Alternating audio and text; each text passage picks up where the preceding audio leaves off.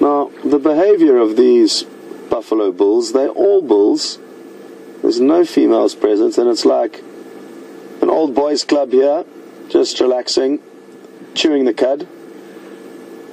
They tend to spend the majority of their evenings out grazing at this time of the year, and their days resting around dams. It's not hugely different in summer.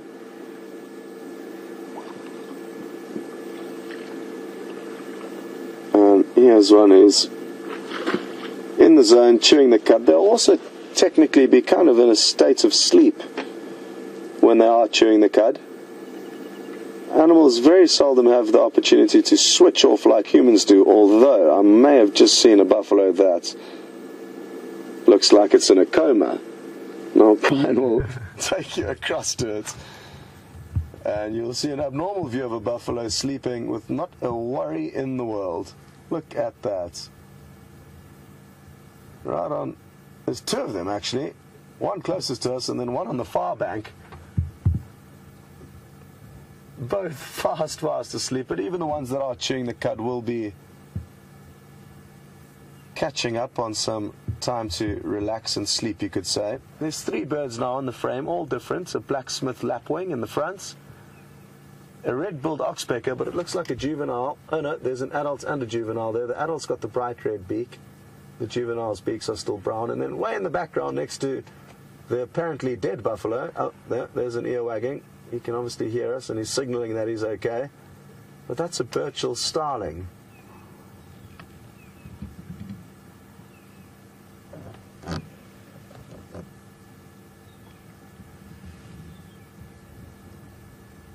There hasn't been too many other signs of life here. I saw a squirrel run across the dam wall a few minutes ago, but other than that, it's all calm and peaceful here. So we are going to continue on towards the next dam, which is called Twin Dams, and see if there's any more luck there. What a beautiful setting this is, though. And we thought we'd show you a different view. We usually drive across the dam wall. There's a road that takes you across the dam wall that Brian's just going to show you exactly where the road starts and then moves across to the right. It's actually a very, very narrow dam wall, so it's quite scary driving along there, especially after it's been rainy. But that's usually where we show you this dam from, that angle. So I hope you enjoyed the view from the opposite end of the dam that you're used to seeing. And now I'm hoping as I move from this area the radio comms with the final control improve, because it is critical for me. Oh, sorry, old boy.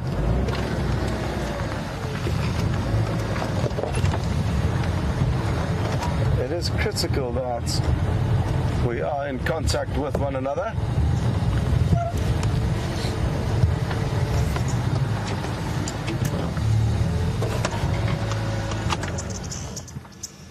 These starlings really are beautiful, especially when they are glistening in the sunlight.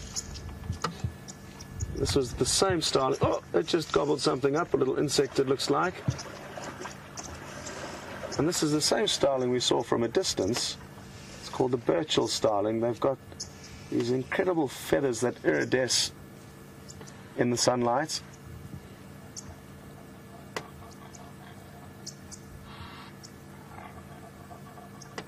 You may hear a strange sound in the background. That's a male impala rutting, and I wonder if he's not going to come running past here.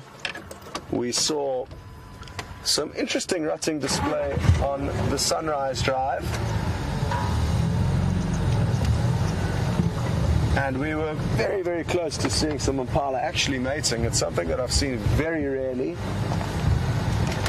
and for a moment thought we were going to really get lucky and see it live on cam.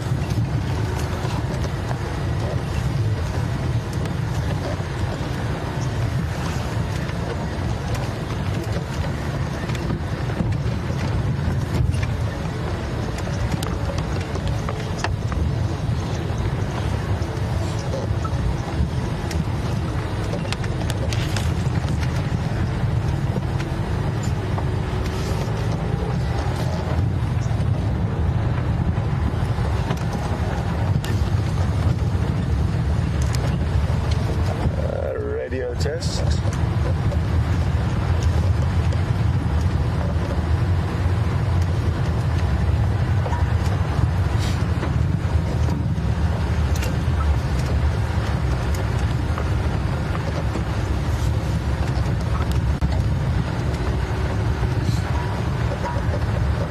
Well, for those of you who were on the AM drive,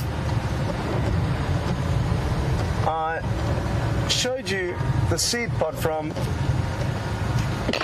excuse me, a silver cluster leaf, and I'm just going to point out a few silver cluster leaves as we drive along here. They have a very distinctive silvery leaf,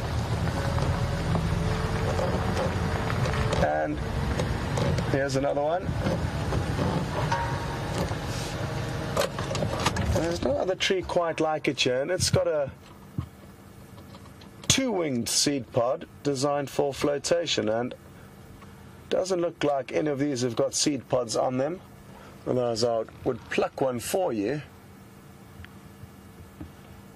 to show all of you who were not on the AM safari. But this is a silver cluster leaf, and one of the prominent trees in this area. If there were no elephants here, they would grow into beautiful big trees, but the elephants keep them trimmed down, and you can even see that the two vertical stems that are growing out of what would have been a much bigger tree but got pushed over by elephants, and a few of the surviving branches managed to keep it going. It's quite common to see this in a lot of trees here that are pushed over by elephants but continue to survive.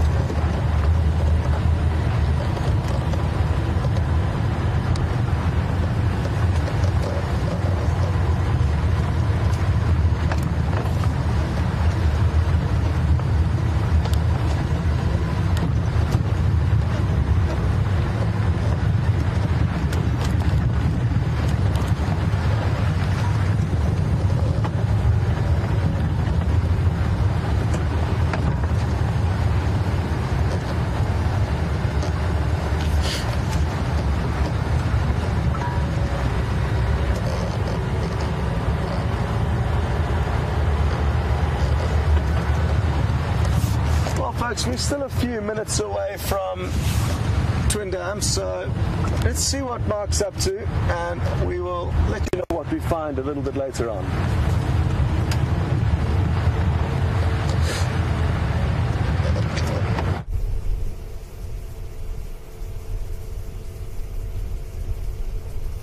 Hello everyone. Now, just recently Scott showed me a picture of this. This was something that he had found on drive coming down to the hyena den the other day. So I'm just taking all the equipment off that I can speak to you properly without all the wires hanging from my face. And Scott showed me this, and it was quite intriguing because if you remember a few days ago, for those of you who are new, I hope you can find, or somebody can post a picture of this, but there was a caterpillar on top of this cocoon. Now, Scott was quite curious, and I was intrigued because it's quite a remarkable thing, actually. And I really was looking forward to coming to find it, because while it's one thing to look at it on a screen cap or a picture, I think it was actually a screen cap. While it's one thing to look at it from a screen cap, it's another thing to actually come here and see it in person so that I can comment on it in person, and something I'm going to be doing shortly.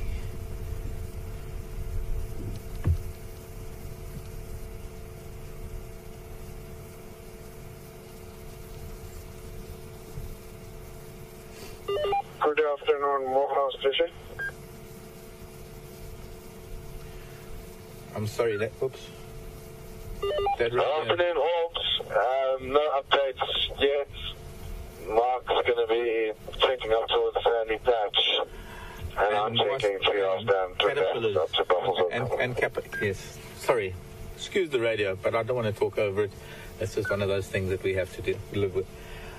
So I was curious. I was curious as to whether this was one cocoon or whether it was many. And normally when you find many cocoons that come out of a caterpillar, they're actually on the back of the caterpillar. And this seemed to have been something underneath the caterpillar. And what I think this is a parasitic wasp that must have laid its egg inside the caterpillar. The wasp actually stings the caterpillar. Well, she doesn't inject any venom. It's not like some of the wasps that actually catch caterpillars and they... Excuse me, now I've got to switch this off. Zeker nog of dat er nog kulumering vooruit. Goodbye. Okay, so where was I? I'd like to try and explain this better without the interruptions. But anyways,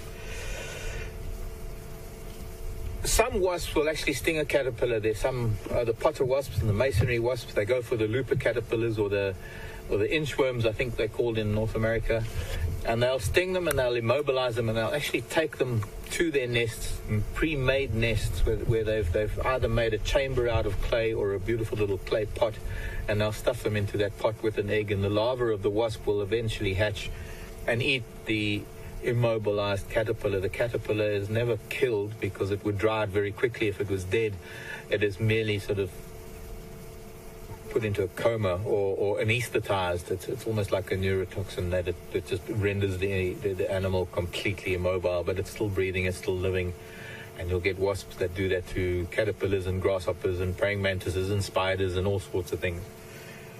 But this wasp is a bit lazy. She doesn't even do that. She just puts her egg directly into the caterpillar. The caterpillar barely feels. It's like an injection, really. And then the wasp's larva will actually eat the insides of that caterpillar. It will eat, while the caterpillar is chewing on leaves, the wasp larva will actually be eating everything that the caterpillar is consuming. And eventually, when it comes time for the caterpillar to go into the pupal state, to become a moth or a butterfly for whatever it is going to become, and it's supposed to spin its own cocoon, somehow the parasite within its body alters the brain, alters brain waves. It alters the brain function so that instead of spinning an entire cocoon, sometimes the caterpillar will just spin a little bed of silk and it will stay there, so that the wasp larva will eventually emerge from the caterpillar and spin its own cocoon. And that would have been the caterpillar sitting on top of this cocoon, immobilized because almost its entire insides had been taken out. It would have still appeared alive because it would have still been breathing, but there would have been nothing left inside it other than the wasp larva, which would have emerged and spun its own cocoon. And I think if we leave it here, I think in one of these days we can actually come by here and we'll see that it has emerged. We might even find a pupal case, but for now it's still going through its own metamorphosis from being a larva to becoming an adult wasp. If there were many cocoons, it would be a super parasitic wasp, but I'll leave that for another time because I might be sort of going on a little bit too much about wasps right now. But we're on the road down to the hyena den, and I've been looking for a leopard and for elephants, and I thought, well, while we're here, we'll go down to the hyena den anyway. Look what I found on the ground. I was looking for the caterpillar skeleton when we joined up with you. A bit close. A bit too close. Oh, I dropped it. Okay, here's the quiz. The first quiz of today. What is... That's not going to work. I'll put it on the dashboard.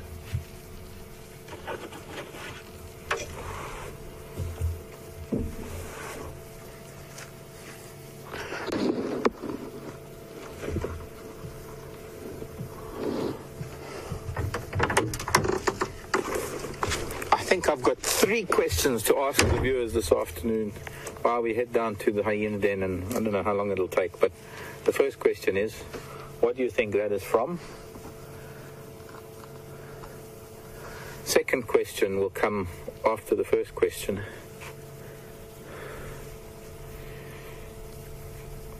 And then the third question will come after the second, because I can't ask them without that order.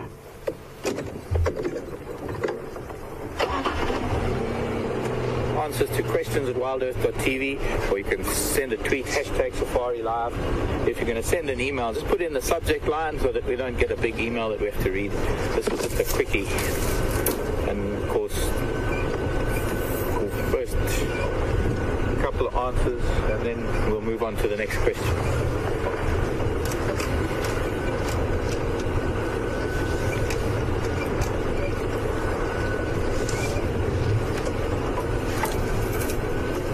I was going to be going to Arathusa, and I've had to change plans a little bit because of radio communications this afternoon. So for now, we're just going to try and find the elephants that were here. And now I'm hoping that maybe hyena cubs have woken up and they might be lying out in the shade, because it might be a little bit too hot and stuffy in the burrow. And with a bit of luck, they might be out, but it might still be a little early. If it is, we'll just have to come by a little later.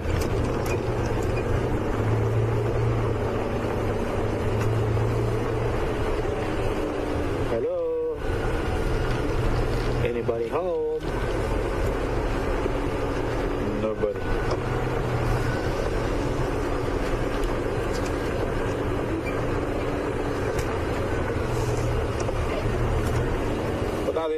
Once upon a time, there was actually an entrance on this side of the den, but it seems to be closed up completely. It was amongst all of those bushes over there.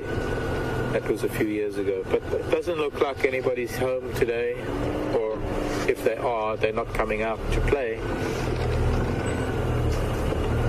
So we're going to go over to Scott, and we'll be back with you shortly, when I can find you something. Maybe big and great.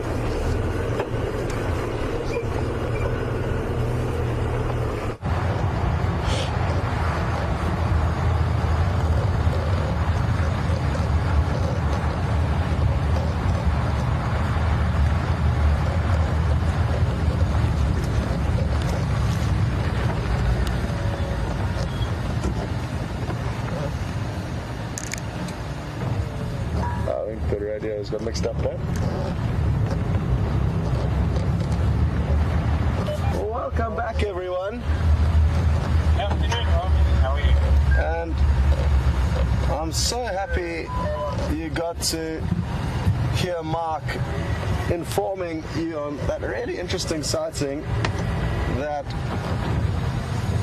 I actually saw a few days ago, but I didn't know what Mark knew, and isn't it really fascinating? So really happy that Mark did head over there and let you know about some crazy stuff that goes on out here. And I think a lot of the time we simply are unaware or don't focus on how incredible some of the small animals are simply because of their size. If you were to make those caterpillars ginormous and the wasps that parasitize them, imagine watching that whole event unfold. So great that Mark does have such great knowledge of the smaller things out here. We didn't see one single animal at Twin Dams, and that's how it goes. It's the luck of the draw.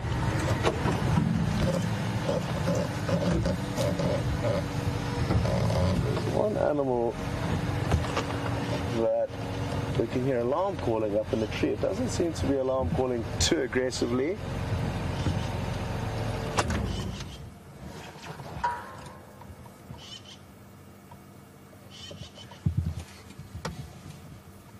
But if it had have seen whatever the predator is that's annoying it a long time ago, it may be tired of calling. I wonder what it's seen. It's very thick in there. It could be just about anything, a snake or a mongoose, even a leopard. But as Brian's showing you, it's looking into a very thick cluster of trees that grow along the edge of a riverbed.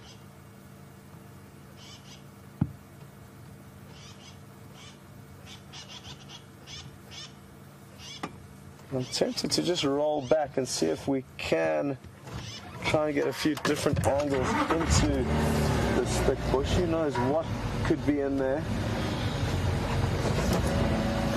So often, following up on alarm calls, you come up with nothing, but when you do eventually spot something interesting, be it a snake or a leopard or a bird of prey, it really is awesome.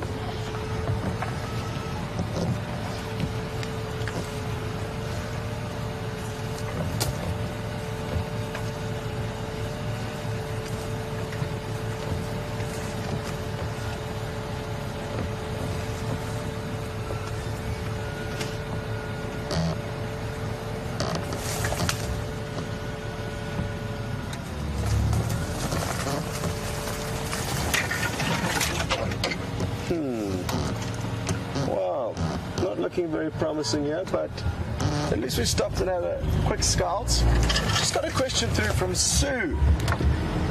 Good afternoon and welcome on board with us.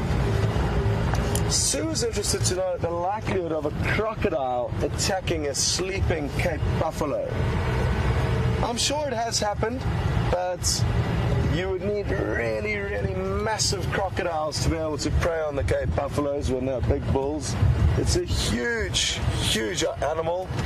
Can weigh up to around 800 kilograms, about 1,700 pounds, I guess that is, roughly.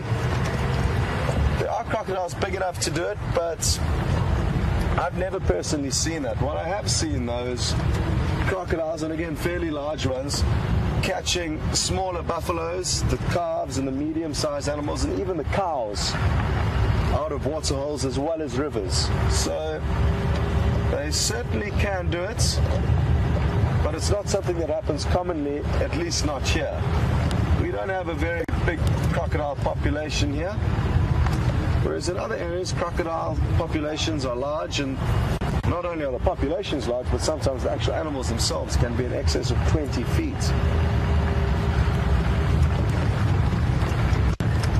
And in the last 6 months, we've probably had, it was either two different crocodiles or the same one, but we've had crocodile viewing for about 3 weeks out of 6 months. So that gives you an idea of how many we've been seeing up here on Djuma.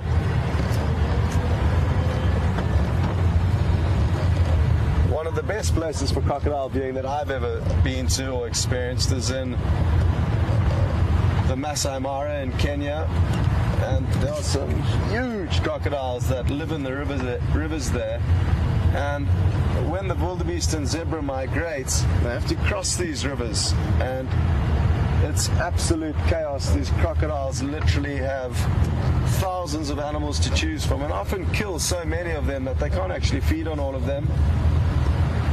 It's a time of plenty for the crocodiles, I guess. And they certainly do make the most of it, and it makes for some incredible game viewing.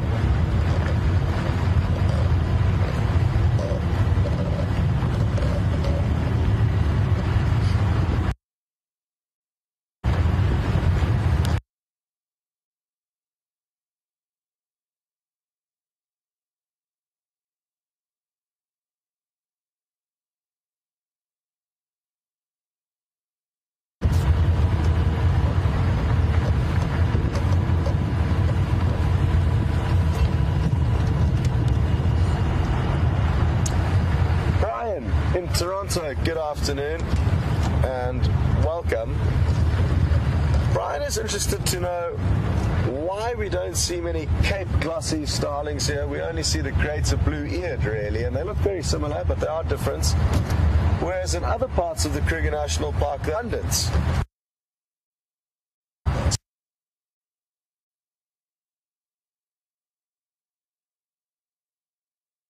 Simply got to do with habitats or potentially competition, because they are very similar in size. They may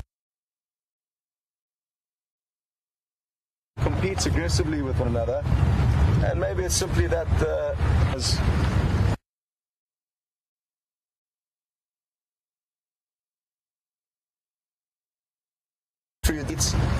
which is often the reason main reason which causes animals to occur in one area. Food is a huge, huge factor.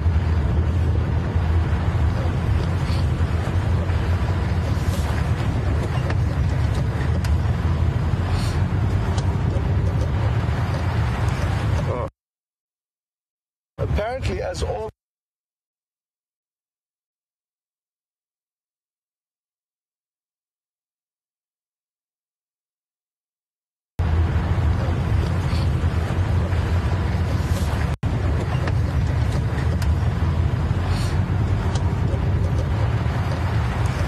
apparently, as Aubrey was leaving the camp with his Tanuni, he heard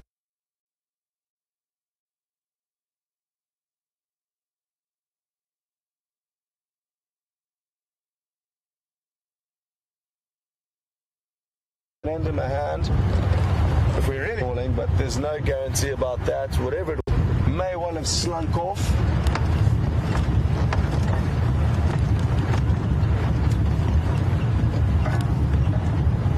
But it's certainly worth us heading into the area, and we might hear other alarm calls. We might find the tracks of a leopard, hopefully, and it is certainly an area where leopard often move through.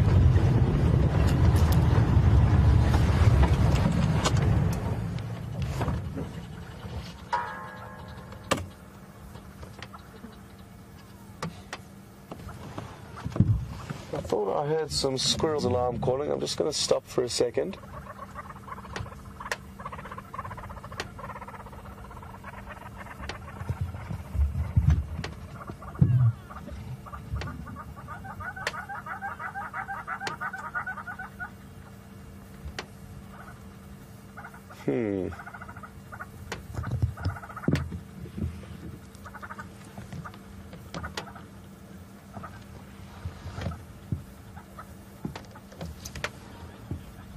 Another Burchell starling. You'll notice though when the sunlight is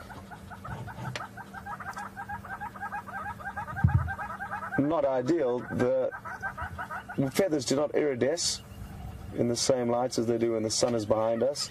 So they look like almost different birds depending on what light they have on them.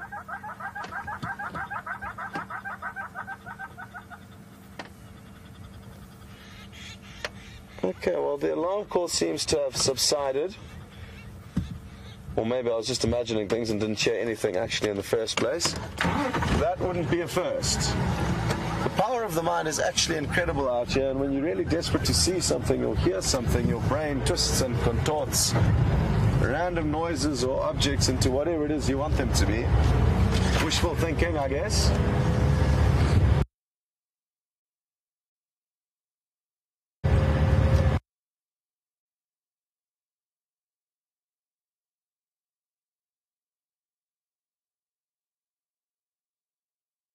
Minutes while we stop and listen and try and pick up some